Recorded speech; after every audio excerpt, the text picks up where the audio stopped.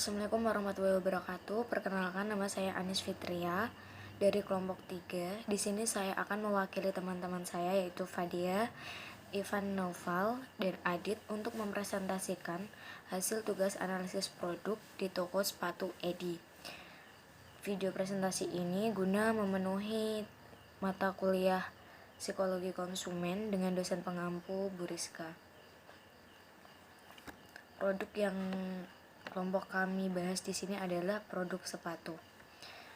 Berdasarkan latar belakang, kita melakukan analisis ini karena semakin banyaknya perusahaan maupun UKM yang bergerak di bidang sepatu mendorong lahirnya persaingan di dunia produksi dan pemasaran produk UKM tersebut agar mampu bertahan dan berkembang. Nah, segala usaha ditempuh oleh UKM untuk menghadapi persaingan dan mampu menghasilkan keuntungan yang ditargetkan, juga mencapai tujuan yang diinginkan. Nah, agar UKM dapat bersaing, tentu harus mengembangkan usahanya agar dapat dikenal lebih banyak masyarakat. Hal ini tentu membutuhkan strategi-strategi agar UKM tersebut dapat mengembangkan usahanya. Nah, apa sih pengembangan usaha? Pengembangan usaha adalah suatu proses pelaksanaan usaha mengenai peluang pertumbuhan potensial selama usaha itu berlangsung. Nah, dalam hal ini, UKM dapat memanfaatkan satu sama lain keahlian, teknologi, atau kekayaan intelektual untuk memperluas kapasitas mereka untuk mengidentifikasi, meneliti, menganalisis, dan membawa ke pasar bisnis baru dan produk baru. Pengembangan bisnis berfokus pada implementasi dari rencana bisnis strategi melalui ekuitas pembiayaan, akuisisi atau divestasi, teknologi, produk, dan lain-lain. Nah, jadi apa sih pengembangan usaha? Pengembangan usaha merupakan suatu bentuk usaha untuk usaha itu sendiri agar dapat berkembang menjadi lebih baik untuk mencapai titik kesuksesan dan keuntungan. Nah, perkembangan usaha akan dilihat dari proses jalannya usaha itu sendiri dan kemungkinan adanya usaha tersebut tumbuh dan berkembang. Nah, menurut Rudijo 2003, usaha mikro diartikan sebagai model usaha yang paling kecil, biasanya dilakukan di rumah atau sebagian besar tenaga kerjanya oleh kerabat keluarga seperti dagang. Nah, tujuan penelitian ini adalah untuk menganalisis produk sepatu di toko Edi, yaitu toko yang menjadi tujuan kita untuk dianalisis, berkaitan dengan masalah. Nah, masalah di sini yang kita ambil adalah kendala yang dialami oleh pemilik toko, terus kekurangan dan kelebihan produk yang ada di toko, lalu nanti kita analisis. Nah, manfaatnya, hasil analisis ini diharapkan mampu memberikan perkembangan pada UKM toko Edi.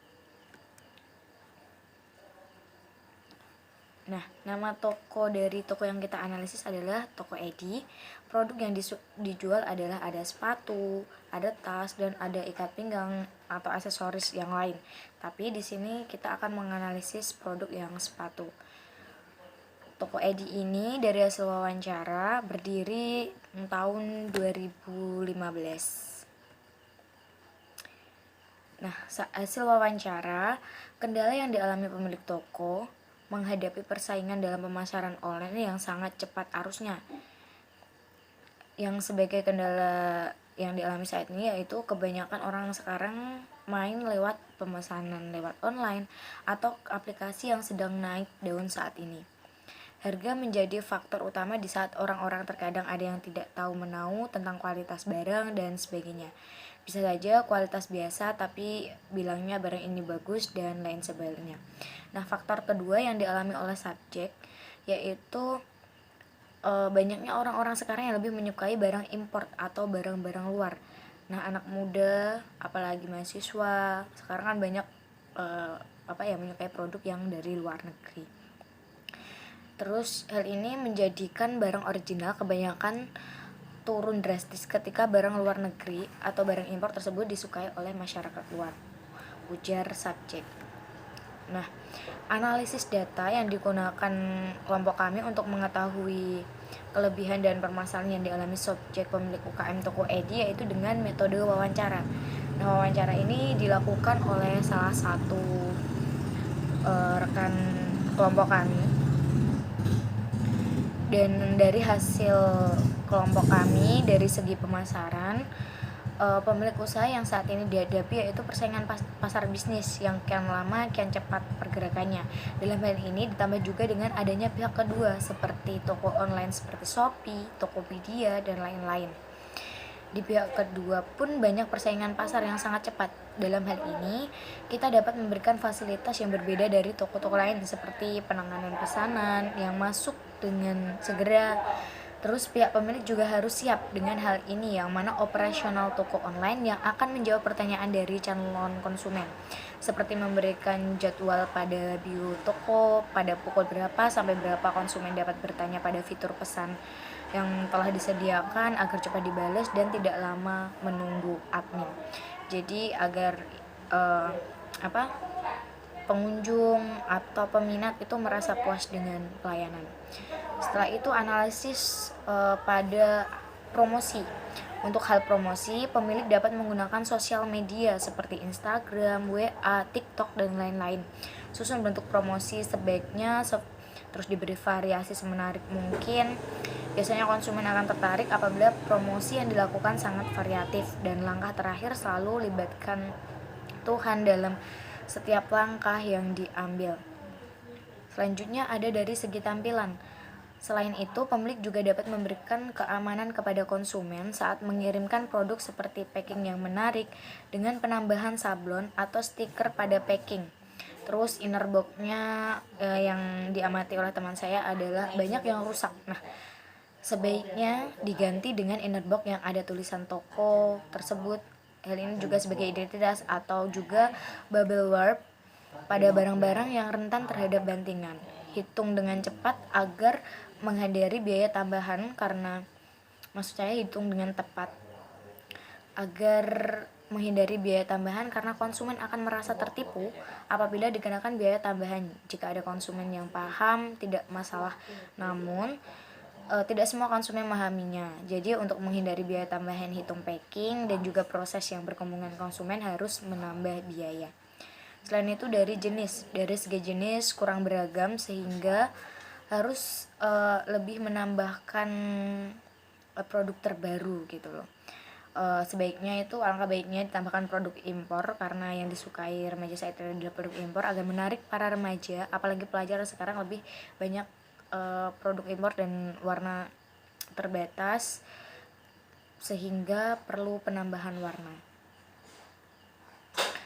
Dari segi tempat, lahan parkir seharusnya lebih luas agar para pengunjung yang menggunakan mobil lebih nyaman dan tidak pusing untuk mencari tempat parkir. Selanjutnya ada dari segi pelayanan. Subjek dan karyawan harus lebih aktif dalam berkomunikasi dengan pengunjung. Contohnya, bertanya apa yang dibutuhkan, melayani dengan cekatan agar pengunjung tidak jenuh.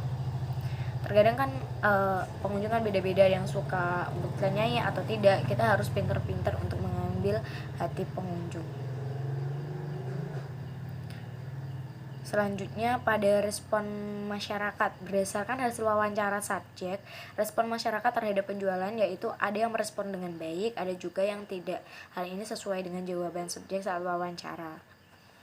Selanjutnya saya akan menjelaskan tentang kelebihan dan kekurangan. Nah, kelebihan. Yang pertama, konsumen bisa memilih model yang diinginkan, mencoba dengan ukuran yang sesuai, serta mengetahui kualitas bahan yang digunakan karena memiliki toko offline. Yang kedua, pelayanan kepada konsumen bisa dilakukan dengan mudah karena offline ya. Yang ketiga, konsumen yang berkunjung di toko offline biasanya akan membayar barang belanjanya secara cash. Pembayaran langsung ini membuat transaksi di toko offline lebih aman. Yang keempat, karena produk yang telah dipilih diserahkan kepada konsumen langsung setelah membayar, pemilik toko tidak perlu repot-repot melakukan pengiriman konsumen konsumen pun tidak cemas. Dan yang kelima tentu terpercaya. Selanjutnya ada kekurangan. Nah, kekurangannya yang pertama, tidak dinamis dan biasanya hanya berada di satu tempat.